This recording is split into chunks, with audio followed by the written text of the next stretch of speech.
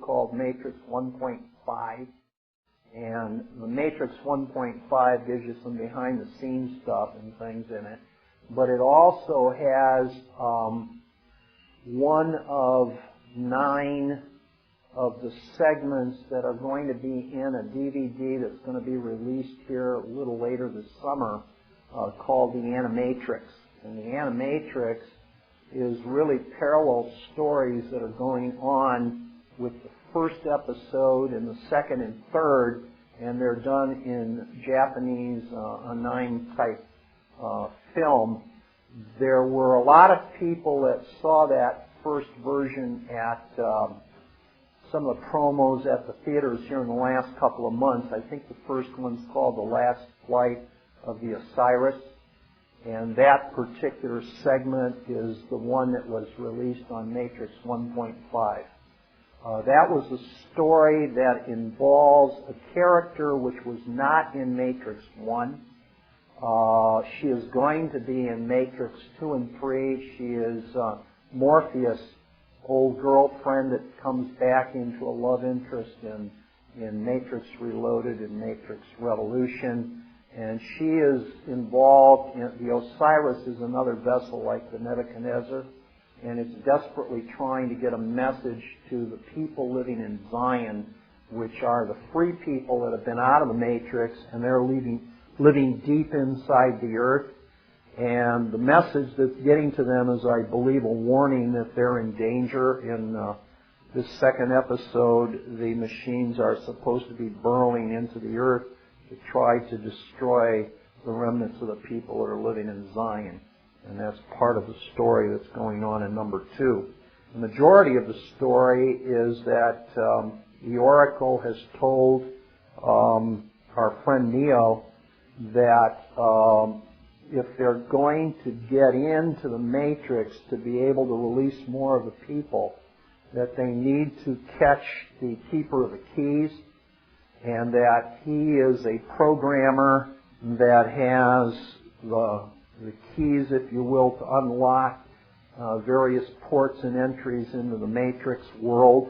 And so the majority of this second Matrix Reloaded is the concept of trying to go in and secure the Keeper of the Keys, bring him out of the Matrix so that they can get the information that it will take to go unlock the Matrix and get massive amounts of people out of the Matrix. The final scene, from what I understand, is that freeway scene in which they have extracted the Keeper of the Keys, and Trinity has that person on the back of that Ducati, and they're trying to get to a port so that they can transfer out of the Matrix. And on the freeway, which is still within the Matrix, you have all of the agents that are desperately trying to prevent the agents of Zion from extracting the Keeper of the Keys. So, sounds like an interesting story. We have had interesting things happening with people that are going into trials at sentencing. And in the past, many patriots have known that during a sentencing hearing after the defendant, the straw man, has been found guilty, that the first thing that the judge will usually say is, do you have anything to say before I pass sentence? Speaking to the living soul, the one who's standing in front of the judge. And usually the sentencing hearing is conducted at some period of time after the defendant has been found guilty in a trial. Now, it doesn't necessarily have to be a separate hearing, but most of the time it is for many reasons. In times past, the patriots have said that when the judge asks you, do you have anything to say before I pass sentence, that time that the person standing in front of the judge has an opportunity to speak to the court, is generally called allocution, A-L-L-O-C-U-T-I-O-N. And most of the patriots have believed that the allocution time was the time that the patriots had after they were found guilty to basically, quote, start their appeal, unquote, by mentioning everything in the world that they believed that the court system and the legal system did, which was inappropriate, illegal, unconstitutional, non-fair play, whatever it is you want to talk about, so that they can tell the court why, quote, the judge or the court has no lawful or legal jurisdiction, or why it is that I'm the good guy and I ought to go home, and why you people should be ashamed of yourself for what you did or didn't do, or whatever. And so in the past, most of the time, the patriots in allocution used that as a time to charge the judge, the prosecutor, the grand jury, anybody else, everybody else, nobody in particular, with everything that was wrong, which is why I shouldn't go to jail or be punished. Now, in the past couple of months here, we've seen a lot of the people that are using the acceptances and the returns to going to peace on a lot of these issues, getting some really strange and different results in this whole allocution thing, doing different approaches. And in the last couple of weeks, we've talked about at least 3 or 4 different things that have been going on with some of the people out west with different results. We talked about the fact that my friend Nick went in there and he basically apologized to the court for his previous actions. He reminded the court of the pre-plea agreement for certain things to happen. He told the court that he was sorry for what he had done. It won't happen again. He agreed with the court that certain things are probably reasonable, like charging court costs and some fines. And the judge basically came back after he was done with his talk and basically gave Nick, in his sentencing, everything Nick had agreed to accept. One of the other guys that was there the same day that Nick was and before then came in, and he had basically accepted the judgment, returned it to the court, asked if they put it in the record. The judge agreed and asked him if he wanted to say anything else. And after being taunted several times to say something, he basically came back and told the judge that he didn't believe that the sentence ought to include jail time, fines, or court costs. And the judge looked at him and politely asked him if it would be okay if we could postpone sentencing for 30 days. And when the guy looked confused and looked at his friends, they reminded him by mouthing their lips that you can't argue or fight with the judge or argue the issues or you're in dishonor and you'll lose. So he just said to the judge, okay. Then the judge said to him, would it be okay if during those 30 days we sentence you for a mental exam? And again, he was a little more perturbed, but he agreed that he wouldn't object to that. And when they left court, they started talking about it, and everybody said to this guy, what, are you crazy? You can't tell a judge you can't sentence the convicted defendant. Either you think he's crazy if he takes you up on that, or you must be crazy, and the judge opted for the latter, so that's why you're going to your mental exam. Then we had a third guy that went in a week later, and the judge asked him if he'd read his sentencing report, and he said no, and the judge says, well, let's take some time out and you can read it. And he goes, nope, not necessary, just sentence me. And the judge says, no, you don't understand. You're going to read that report first. And he goes, no, the report's irrelevant. Sentence me.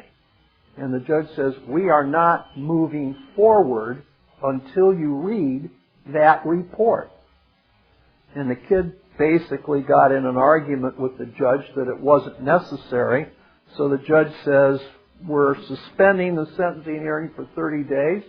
We're appointing a time for you to go get a mental exam. So we've had several experiences at sentencing. We have another guy out west that's been in jail for several years. He's never been tried. He's in jail on contempt for never helping the public. He's in a criminal case and a civil case.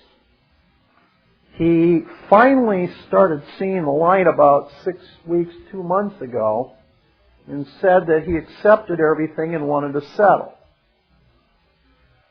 They brought the criminal case is in a state court. They brought a magistrate or a judge in, sat down at a hearing with the prosecutor, the public pretender, our friend, and this magistrate or judge. And the judge started out just to make the record and said that in this state, in the last 4 years, the state legislature has permitted judges to sit in on settlement conferences and hearings if they feel it will be helpful. I think this will be helpful, so if you don't mind, I'll set in on this hearing. Now, the interesting aspect of this case was this was not the judge which 2 years earlier had been appointed for this case. And so the judge sat in on that, and things went well. Now, during the time the judge was there, he was giving the ground rules, and he said straight out, in behalf of, quote, the defendant, unquote, he said, in this state, if you go to trial and you're found guilty in trial, the statutes mandate the minimum sentence that must be given if you're found guilty. If you try to settle this before trial, basically he said there are no statutes that mandate any minimum anything. And it's in the discretion of the judge. What did the judge just say? He basically said, if you go to trial, you're a debtor and your punishment is mandatory prison. If you settle it out front and you do it well, in terms of the private and become the creditor, the magistrate or the judge has a lot of capacity to sentence whatever way he wants to go. So basically, the judge said then to the offender that was there, I don't want this to influence you. Yeah, like, right. If you believe you're really innocent, like, hello, who are you? Are you the defendant or the offender? If you really believe you are innocent, you should go to trial. Yeah, like, right. Like this isn't a stacked game. So what happened is they reached a settlement agreement, and then the preliminaries and the reports came out. What was interesting in this case is about 3 to 4 days, there's your 3 days again, after the event, there was a filing in this court case on the public side that said the following. Judge Joey is now the official judge in this case. He was the guy that was sitting in the settlement hearing. What just happened?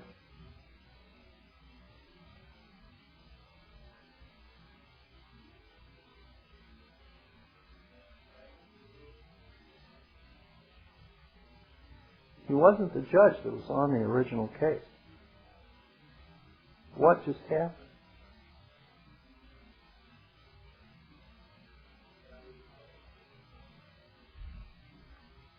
If you change the judge, you change the case. There is no provision to change judges in a case. When a case is filed, there is a wheel draw and a judge gets appointed. The only way that judge gets off the case is if he's dead. And then I'm not so sure they'd take him off the case and substitute anyone else anyway. Otherwise, if there were provisions to change judges, everybody'd be using them to go judge shopping. And the whole purpose of assigning a judge to a case is so that you can't go shopping for your judge. So what just happened here? Well, if you change the pleadings, don't you change the case? Now, this guy was in front of the old judge for 2 years in warfare, wasn't he? The offender. And all of a sudden, he apologized and changed his plea. Didn't he just change the whole case? And so the judges, the prosecutors, nobody ever acknowledged that publicly.